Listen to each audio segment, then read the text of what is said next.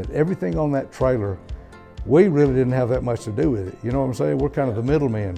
But people that will never know who they are, never see their face, never hear their name, that they love Jesus enough to love and give what they've given for those individuals.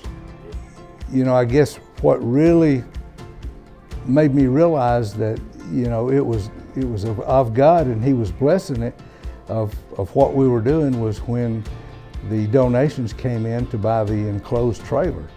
And the enclosed trailer, once we got that, that's what really boosted and elevated Loving Others Ministry to eventually become Loving Others Ministry. One of the first one that really pops to my mind, and this was way back when we were just, you know, kind of getting off, is we had the majority of our clothes, we were still keeping them inside the trailer versus, you know, bringing them out on racks. And so we hadn't kind of advanced all that much yet.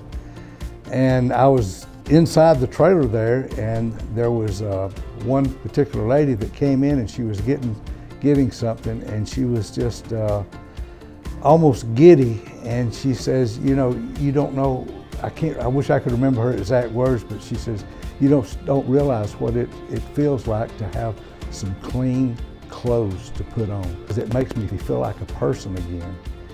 And you know, that really resonated and kicked off with me.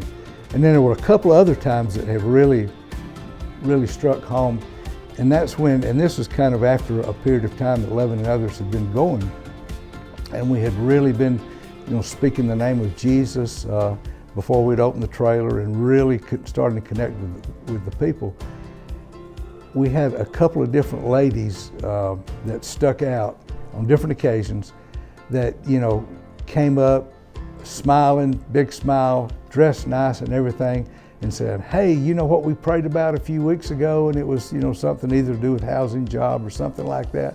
The Lord answered that prayer. And you know, those type things just really stick with you, that you know you're doing what you should.